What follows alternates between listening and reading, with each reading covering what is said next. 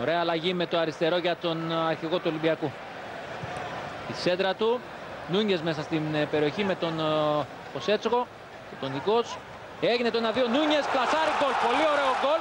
Είναι εξαιρετική όμως και η μεταβίβαση από τον Ραούλ, μπράβο. 1-0 για τον Ολυμπιακό.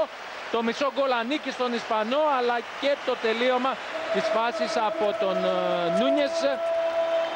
Ανοίγει το σκορ ο Ολυμπιακός, την πρώτη καλή κίνηση, την οποία ασφαλώς και θα ξαναδούμε. Εδώ ο Νούνιες, αμέσως η μεταβίβαση, πολύ ωραία, δεν υπάρχει offside, εξαιρετική κίνηση και από τον Νούνιες, αλλά και πολύ έξυπνη παλιά του Ραούλ, μπράβο, και με το, όχι το καλό του το πόδι, το δεξί.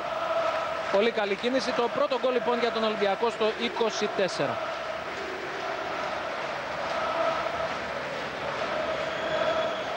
Τη γρήγορη εναλλαγή της